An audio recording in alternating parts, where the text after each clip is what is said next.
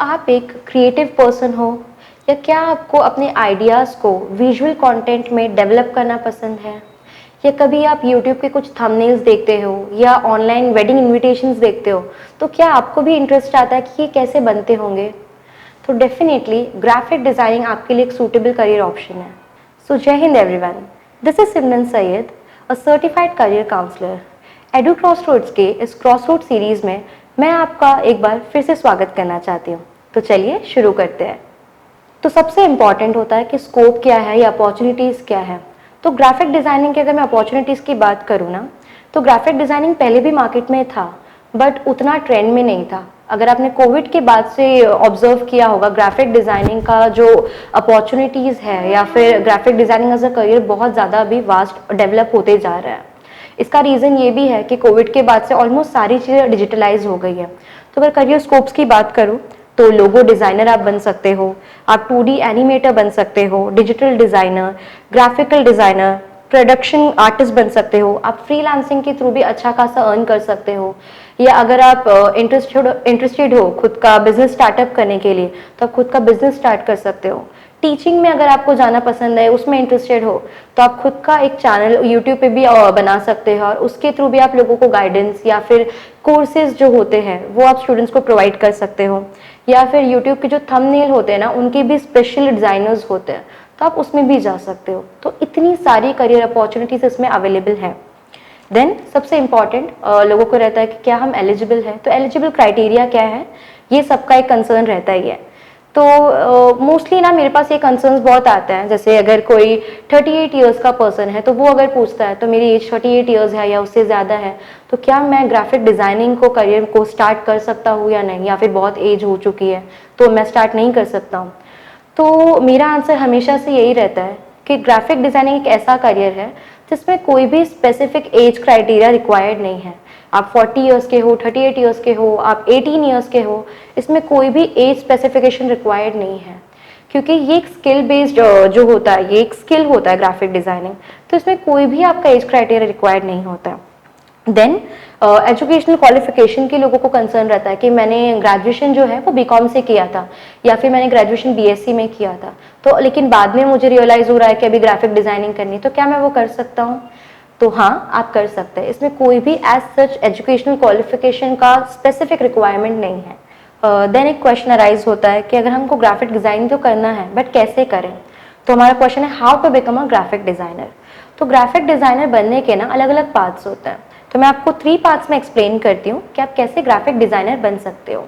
Career path 1 की अगर बात करूँ ना, तो इररिस्पेक्टिव आपने किसी भी स्ट्रीम से अपना 12th स्टैंडर्ड कंप्लीट किया, कॉमर्स, आर्ट्स, साइंस, उसके बाद आप BDES कर सकते हो in graphical designing, okay, followed by आपका मास्टर प्रोग्राम जो होता है MDES इन ग्राफिकल डिज़ाइनिंग, तो ये आप कर सकते हो।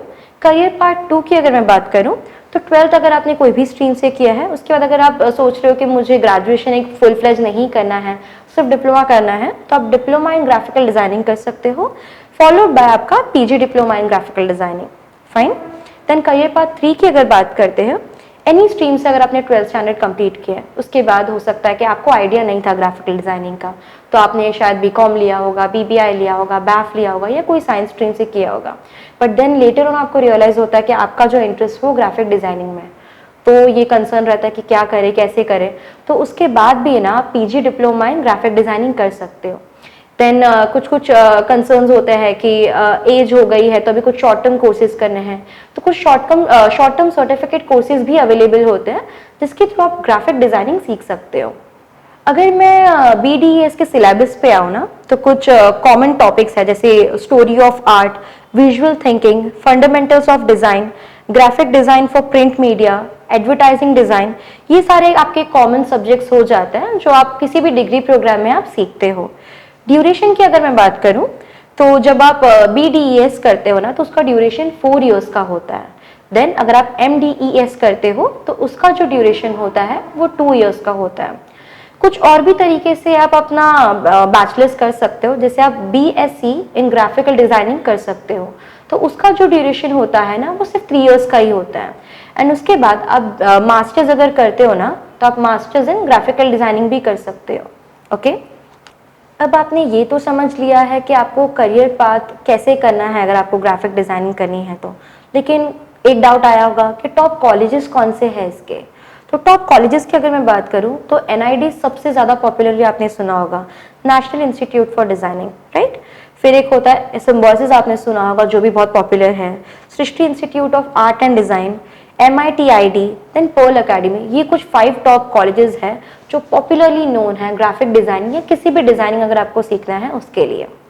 देन अब ये कॉलेजेस में अगर आपको एंट्री करनी है तो कुछ इनके एंट्री टेस्ट होता है, एंट्रेंस टेस्ट होते हैं। तो अगर एंट्रेंस टेस्ट की बात करूं तो एक UCEED होता है। देन NID जो कॉलेज है ना, उनके पर्सनलाइज टेस्ट होते हैं, NID एग्जाम्स। फिर अगर आप सिम्बोसिस की बात करते हैं, उनकी भी एक टेस्ट होते हैं, SET जिसका नाम होता है, सिम्बोसिस एंट्रेंस टेस्ट।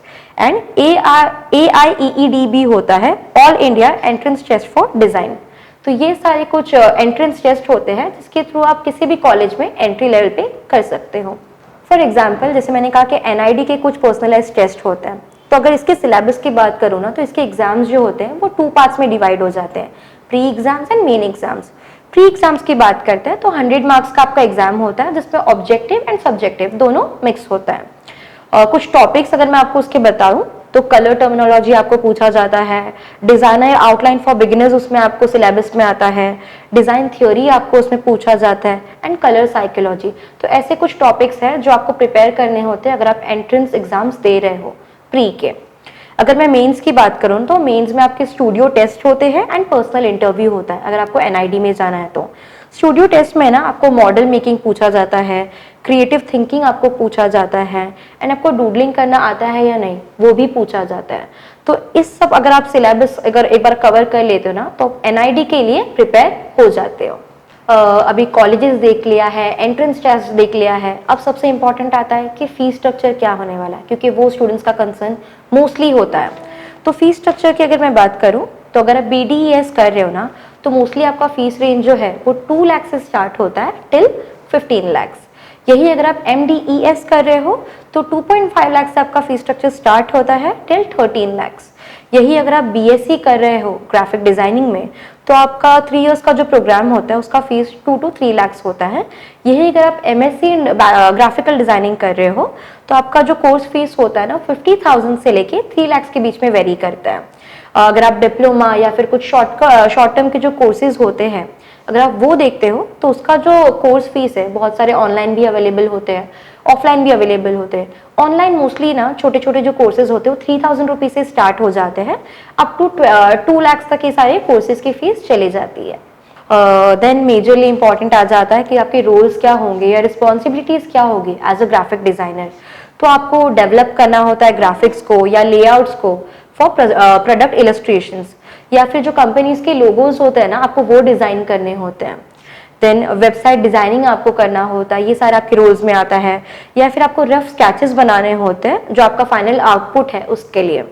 देन आपको रिसर्च करना होता है, जो भी नए नए सॉफ्टवेयर आ रहे हैं उसके लिए आपको रिसर्च करना होता है, और डिजाइनिंग कॉन्सेप्ट बेसिकली क्या क्या नए नए इन्वेंट हो रहे हैं उसको आपको इम्प्लीमेंट करना है, तो आपको उसकी स्टडी करनी होती है। तो ये सारा कुछ आपके रोल्स एंड रिस्पॉन्सिबिलिटीज में आ जाता है। अब कॉलेज से आप जितना भी आपका बुकिश नॉलेज है वो तो आप ले लोगे, लेकिन एज अ ग्राफिक डिजाइनर आप में कुछ स्किल्स होना बहुत ज़रूरी है। तो ये स्किल्स क्या है वो हम देख लेते हैं। तो एक बेसिक स्किल जो कोई भी डिजाइनिंग अगर आपको करियर आप सेलेक्ट कर रहे हो ना तो एक बेसिक स्किल होता है क्रिएटिविटी। अगर आपका माइंड क्रिएटिव है ना तो ये आपके लिए सबसे बड़ा प्लस पॉइंट है। अगर आपका माइंड क्रिएटिव नहीं है तो आगे जाके आप बहुत सफ़र कर सकते हो इसमें, क्योंकि इसमें ना आपको आइडियाज सोचने होते हैं, आपके माइंड को क्रिएटिव रखना पड़ता है कि आप कैसे क्रिएटिव होके अलग अलग आइडियाज प्लान कर रहे हो माइंड में। फिर उसके बाद क्रिएटिविटी तो हो गया, देन अपने जब आप क्रिएटिविटी को आइडियाज को अगर आप सोच रहे हो तो अगर आपको बाकी सामने वालों को एक्सप्लेन करना है तो उसको आपको स्केचिंग के थ्रू आपको यहाँ पे आपको ड्रॉ करना होता है, स्केच करना होता है। फॉर एग्जाम्पल अगर कोई कंपनी का लोगोज है, आपने माइंड में सोचा है कि ओके ये लोगो इस तरह से होना चाहिए, बट उसका माइंड में आपको जो आप सोच रहे हो उसको आपको पेपर पे ड्रॉ भी करना आना चाहिए। तो बहुत सारे लोगों का ना कंसर्न रहता है कि स्केचिंग नहीं आएगी तो चलेगा क्या। माई आंसर इज नो, आपको बेसिक स्केचिंग आनी चाहिए, पर डरने वाली कोई बात नहीं है। जब आप ये सारे कोर्सेज करते हो ना तो आपको बेसिक जो ड्राइंग होती है, स्केचिंग होती है वो सिखाया जाता है, क्योंकि स्केचिंग बहुत इंपॉर्टेंट होता है अगर आपको कोई भी आइडियाज को इलेबरेट करना है तो। तो एक बार आपने स्केचिंग कर लिया ना, उसके बाद आपकी टेक्निकल स्किल्स यहाँ पर रिक्वायर्ड होती है। तो स्केचिंग कर लिया, एक बार फाइनल हो गया कि ओके इस तरह से ही करना चाहते हो, उसके बाद आपको कंप्यूटर पे डिज़ाइन करना होता है अलग अलग सॉफ्टवेयर यूज़ करके। तो टेक्निकल स्किल्स की अगर बात करूँ तो आपको HTML आना चाहिए, CSS आना चाहिए, फोटोशॉप आना चाहिए, इलस्ट्रेटर आना चाहिए एंड कैनवा। ये सारे कुछ बेसिक सॉफ्टवेयर हैं जिसके बारे में आपको नॉलेज होना बहुत ज़रूरी है। ओके अगर आप एक ग्राफिक डिज़ाइनर बन रहे हो तो आपका एक अच्छा पोर्टफोलियो होना बहुत ज़रूरी है। अगर आप अपॉर्चुनिटीज़ चाहते हो आगे, तो आपका खुद का एक पोर्टफोलियो बिल्ड करना बहुत इंपॉर्टेंट है। तो आप जितने भी आपने प्रोजेक्ट्स किए हुए हैं या आपने जितना भी डिज़ाइनिंग किया है, आपके पोर्टफोलियो पे आप वो शो कर सकते हो। देन सबसे इम्पॉर्टेंट आ जाता है सैलरी, जिसका हम सब वेट कर रहे होते हैं कि सैलरी कौन सी है, कितनी मिलती है सैलरी, या स्कोप कितना होता है, क्योंकि हम सब आफ्टर ऑल सैलरी के लिए ही काम करना प्रेफर करते हैं, राइट। तो सैलरी की अगर मैं ऑन एन एवरेज बात करूँ एज अ बिगनर ना, आप 25,000 सैलरी अर्न कर सकते हो। बट अगेन जैसे ग्राफिक डिज़ाइनिंग ये करियर बहुत वास्ट है, इसमें आप फ्रीलांसिंग वगैरह के थ्रू बहुत अर्न कर सकते हो। तो आप पर प्रोजेक्ट भी 15,000 20,000 चार्ज कर सकते हो। कितने पीपल ऐसे भी रहते हैं, कितने लोग ऐसे रहते हैं जो थंबनेल्स जब बनाते हैं पर थंबनेल्स चार्ज करते हैं। तो डिपेंडिंग अपॉन आप एक महीने में कितने प्रोजेक्ट्स ले रहे हो, उसके ऊपर आप अर्निंग्स कर सकते हो। फाइन। तो और देन आ जाता है कि अगर आप एक अच्छे कॉलेज से अगर आप अपना ग्रेजुएशन परस्यू कर रहे हो, तो फिर आपको टॉप रिक्रूट कौन करेगा, टॉप रिक्रूटर्स कौन होते हैं। तो यहाँ पर डिज्नी एक बहुत मेजर रोल प्ले करता है, या फिर रेड चिलीज एंटरटेनमेंट है, या रिलायंस मीडिया वर्क लिमिटेड है। ऐसी कुछ टॉप लेवल की मल्टीनेशनल कंपनीज होती है जो इसमें आपको रिक्रूट करती है। तो आज के लिए हम ये वीडियो यहीं पे एंड करते हैं। आई होप आपको सारे कॉन्सेप्ट्स अच्छी तरह से समझ में आ गए हैं।